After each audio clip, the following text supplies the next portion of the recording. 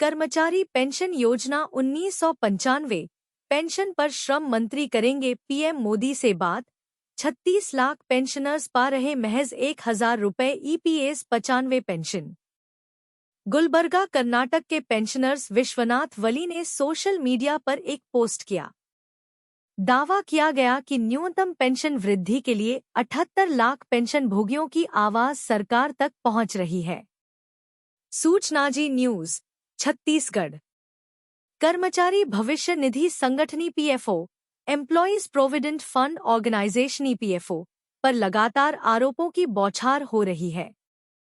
केंद्र सरकार को घेरा जा रहा है। कर्मचारी पेंशन योजना 1995, एम्प्लॉइज पेंशन स्कीम 1995 को लेकर काफी तनाव का माहौल है। देश भर के पेंशन भोगी बार बार अपनी पेंशन बढ़ाने की गुहार लगा रहे हैं। नए आंकड़े के मुताबिक वर्तमान में एक पेंशन भोगी की औसत पेंशन 1,450 रुपये प्रति माह है। इसमें से 36 लाख पेंशन भोगी 1,000 रुपये प्रति माह से कम पेंशन प्राप्त कर रहे हैं। पेंशनर्स की तरफ से किए जा रहे इस दावे में कितनी सच्चाई है, यह तो ईपीएफओ ही बता सकता है। फिलहाल पेंशन भोगियों की बातों को सुन और समझकर यही लग रहा है कि इनकी पेंशन बढ़ाने की जरूरत है। गुलबर्गा कर्नाटक के पेंशनर्स विश्वनाथ वली ने सोशल मीडिया पर एक पोस्ट किया। दावा किया गया कि न्यूनतम पेंशन वृद्धि के लिए 78 लाख पेंशन भोगियों की आवाज सरकार तक पहुंच रही है।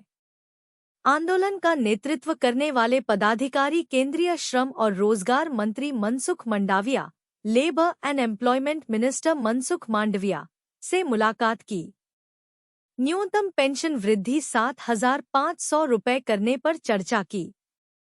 ईपीएस 95 राष्ट्रीय संघर्ष समिति (एनएसी) ने बताया कि केंद्र सरकार ने न्यूनतम पेंशन वृद्धि 7,500 रुपये करने का आश्वासन दिया है।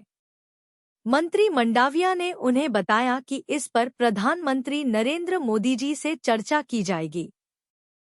इन तमाम बातों के दौरान यह रिपोर्ट में सामने आई कि वर्तमान में एक पेंशन भोगी की औसत पेंशन 1,450 रुपये प्रति माह है और इसमें से 36 लाख पेंशन भोगी 1,000 रुपये प्रति माह से कम पेंशन प्राप्त कर रहे हैं। एनएसी ने बताया कि यदि इस पेंशन में वृद्धि की जाती है तो जीवन सुरक्षा के लिए न्यूनतम 7,500 रुपये प्रति माह पेंशन मिलनी चाहिए। अगर ऐसा होता है तो अच्छी बात। पेंशन भोगी सनत रावल ने कमेंट किया कि हम ईपीएस 95 पेंशनर्स वरिष्ठ नागरिक आश्वस्त रहें, आशा रखें कि सरकार कम समय में न्यूनतम पेंशन स्वीकृत कर सकती है। अगर ऐसा है तो यह अच्छा संकेत, अच्छा प्रयास है। एनएसी जिंदाबाद। 78 वर्ष का हूँ और 1,224 माह पेंशन मिल रही। रामकृष्ण पिल्लई का भी इस पर कमेंट आया। उन्होंने लिखा, मुझे नहीं लगता कि वर्तमान व्यवस्था के तहत यह संभव है, जिसके अनुसार सामान्य तौर पर स्वीकार्य अधिकतम पेंशन 7,500 है, तो न्यूनतम पेंशन 7,500 कैसे हो सकती है। यदि पेंशन योग्य वेतन सीमा बढ़ाई जाती है तो अधिकतम पेंशन अधिक संभव हो सकती है, वह भी भविष्य के पेंशन भोगियों के लिए। अधिकतम पेंशन की स्वीकार्यता नवंबर 2028 से शुरू होती है, यानी 16 नवंबर 1995 से सदस्यता के 33 साल बाद। अपवाद कुछ हो सकते हैं। मैंने अपना सुझाव पहले ही पोस्ट कर दिया है। मैं 78 वर्ष का हूँ और 1,224 माह पेंशन प्राप्त कर रहा हूँ। ईपीएस 95 न्यूनतम पेंशन। सरकार और ईपीएफओ को सबक सिखाने पेंशन भोगियों का बड़ा फैसला। सरकार और कर्मचारी भविष्य निधि संगठन ईपीएफओ पर खासा नाराजगी है। सूचना जी न्यूज छत्तीसगढ़। कर्मचारी पेंशन योजना 1995 के तहत न्यूनतम पेंशन 1,000 रुपये आखिर कब तक मिलती रहेगी। इसे 7,500 रुपये कराने की आवाज उठ रही है, लेकिन सरकार के कान तक नहीं पहुंच पा रही है। गुस्साए पेंशनर्स ने यहां तक बोल दिया है कि अब भी सीधे अंगुली से नहीं निकलने वाली है, अपना रुख बदलना ही होगा। मोदी सरकार और कर्मचारी भविष्य निधि संगठन पीएफओ पर खासा नाराजगी है। ईपीएस 95 पेंशन को लेकर सोशल मीडिया पर एक पेंशनर्स ने लिखा, अशोक राउत जी अब आप तो समझ लीजिए कि घी सीधे अंगुली से नहीं निकलेगी, अंगुली को टेढ़ा करने से ही घी मिलती है। जितने भी पार्टी के नेता लोग हैं, सभी लोग पर भरोसा करना हमारी मूर्खता है। जब काम रहता है तो आपके घर झाड़ू लगाने वाले हैं, काम हो जाने पर रास्ता बदल जाते हैं। कभी भी विश्वास के पात्र नहीं है, न रहेंगे। अपनी जिंदगी खुद ही समझना है। एक अन्य पेंशनर्स दीपक पटेल ने मन की बात लिखी, कहा, अशोक राउत जी हड़ताल एवं आंदोलन से कुछ नहीं होना है। सांसदों और विधायकों को बिना कंडीशन के 1-1.5 लाख पेंशन दी जा रही है एवं उन्हें अन्य सुविधाएं भी प्रदान की जा रही है। अतः मेरा आपसे निवेदन है कि महाराष्ट्र चुनाव में वोटों की राजनीति करें। गरीब मजदूर की आवाज ऑडियो होती है, उसका उपयोग कर सरकार को सबक दिखाएं। जनहित में जारी। देश में जितने राजनीतिक पार्टियों हैं, सब एक ही है। सांसद में एक दूसरे को नीचा दिखाने, मर्यादा को भूलकर समाज के सामने अपने अपने मुंह मियां मिट्ठू बनना चाहते हैं। सांसद विधायक का सत्र समाप्त हो जाने पर वही लोग होटल में जाकर मिलकर एक ही थाली में खाना खाते हैं। उस समय ऐसा प्रतीत होता है कि कितनी पुरानी मित्रता है।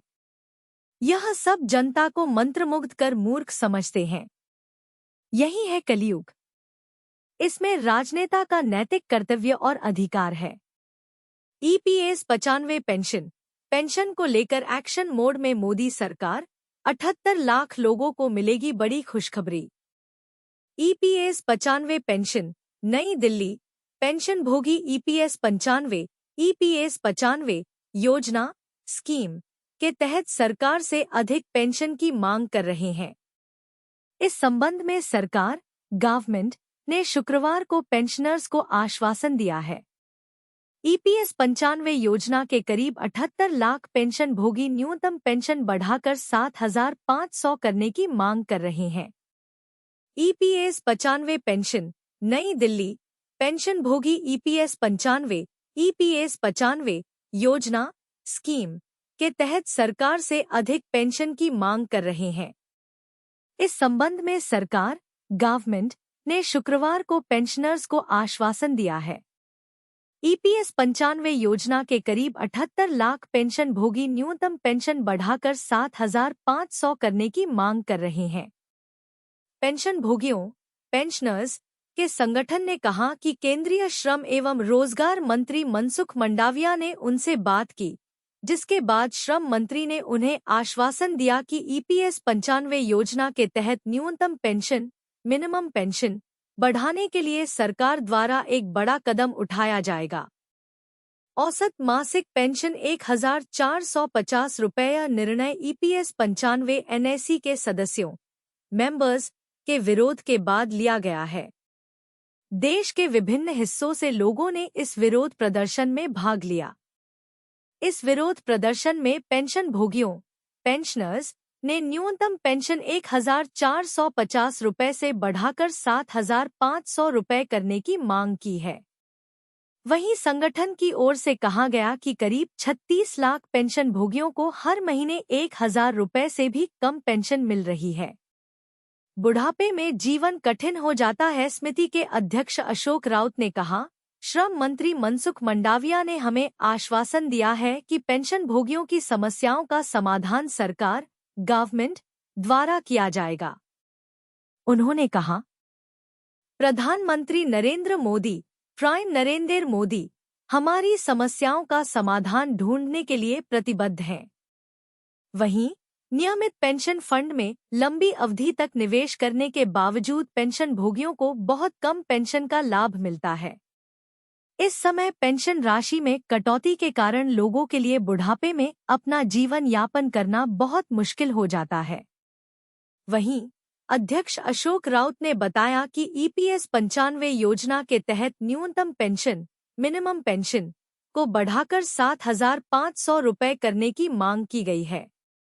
इसमें महंगाई भत्ता, डीए और पेंशनभोगी के जीवन साथी के लिए मुफ्त स्वास्थ्य देखभाल शामिल है। इसके बाद राउत का कहना है कि कांग्रेस और अन्य विपक्षी दलों ने पेंशनभोगियों से बात की है और पेंशन में बढ़ोतरी का समर्थन करने का आश्वासन दिया है।